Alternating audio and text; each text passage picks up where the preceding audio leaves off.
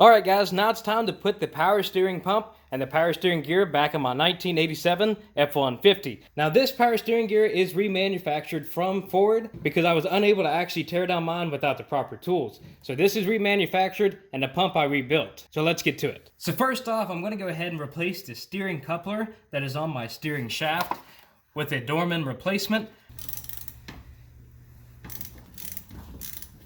And here's the side-by-side comparison of the old one versus the new one.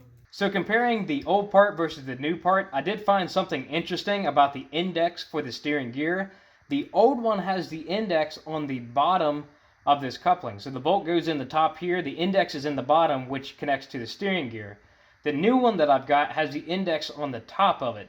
So whenever we're putting this on the steering shaft, because my steering wheel is centered right now, the index for this needs to be facing down. So for this one, when I'm installing it on the steering shaft, the bolt has to be facing down because that's where the index is. Ford wants the index on the steering gear to face down. On this old one that I have, with the bolt facing up, that's when the index is facing down. Just make note of that if you're replacing yours. Again, my steering wheel is centered. I have the index facing down on my steering coupler.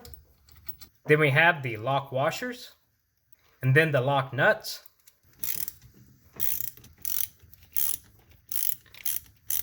Now it's time to go ahead and put the power steering gear back in the truck. Don't forget your splash shield already, if you have it. And also, in order to index this for the steering coupler, we need to make sure that the flat part of this index here is facing down when the steering gear is centered. In order to center it, we need to make it go to one or the other sides and turn it back 2 full turns with the index facing down. So there's my lock turning it counterclockwise, and the index is already facing down.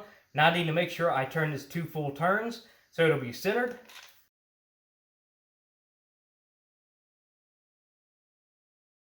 And now we need to lift this inside the engine bay and try to get that flex coupling to connect with the input shaft, but also go ahead and get the mounting bolts for the steering gear.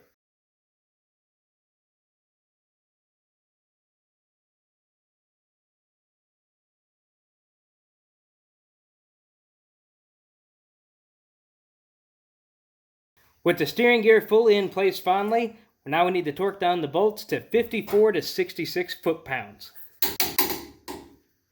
Now we can install the Pitman arm with the Ford logo and the stamping facing down. There's 4 keyways on the inside of the Pitman arm, so this will only really go on 4 different ways. But since this is centered, it should be facing straight out.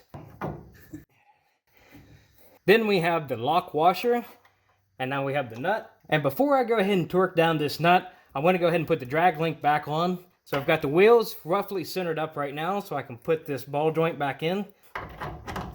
Then the castle nut to go on top of it. And now to torque down this castle nut to 50 to 75 foot-pounds. And to finish this off with a cotter pin.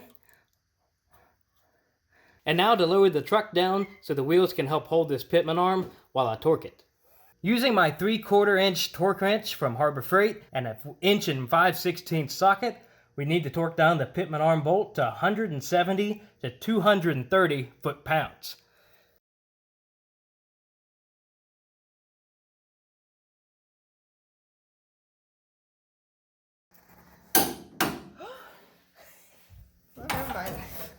Whew. Next up is to finally torque the steering coupling. As you can tell, the bolt is on the bottom side, so I need to turn the steering wheel to face the bolt upwards.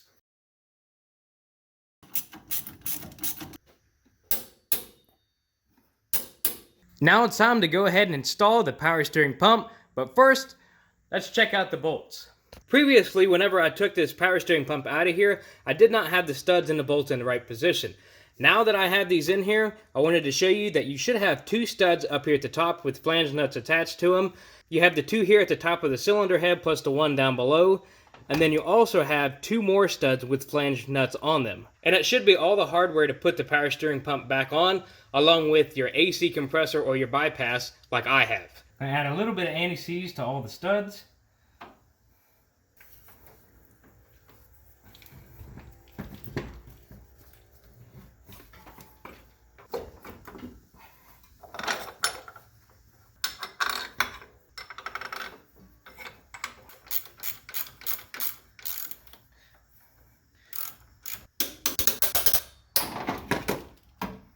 And while I'm here, I'm going to go ahead and install the AC bypass pulley. Got to remove the pulley first. Then the 2 flanged nuts. And now the pulley. And lastly, the 2 bolts on the bottom. And now to torque down all of these bolts to 30 to 45 foot-pounds. Hook up the rear power steering line for the power steering pump.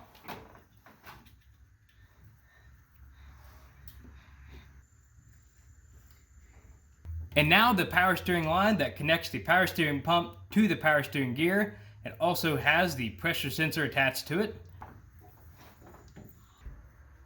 Also note that this O-ring needs to be replaced and coated with the Ford Type F ATF. Using my 5/8 and 1/2 inch flare wrench, I can go ahead and snug down both of the fittings.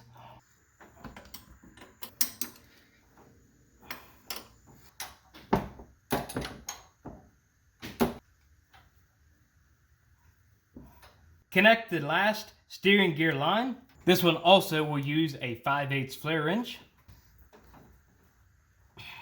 Then bring the steering shaft guard down. And lastly, don't forget to plug in the power steering pressure sensor.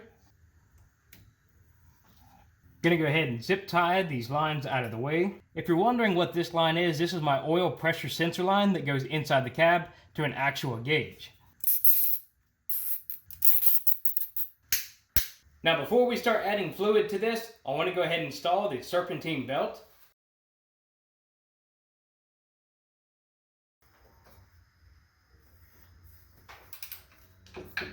Now it's time to go ahead and start filling the system. Now since I took my power steering gear off of here, Ford recommends me to just fill the system up and then turn the key, rotate both wheels side to side so we can get some fluid going into it. If you just did the pump, you can start the engine up after you fill it up and then do the same thing. What I'm going to do is do an engine off side to side and then start it and then also do another side to side.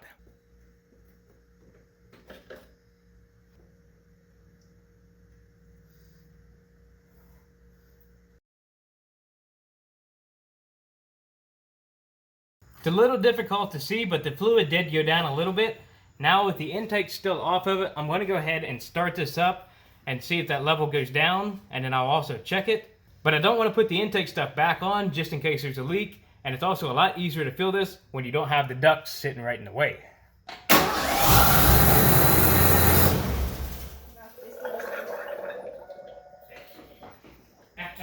So after starting this and realizing that this is just immediately emptying out the reservoir, what I'm going to do is just disconnect the coil wire so I can have the starter turn the engine over and I can keep refilling it, because it's actually difficult to start it and then stop it, refill it, and just keep doing that over and over.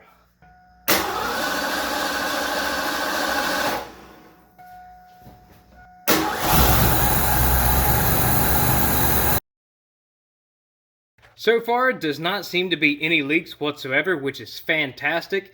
Let's go ahead and get the rest of this put back together.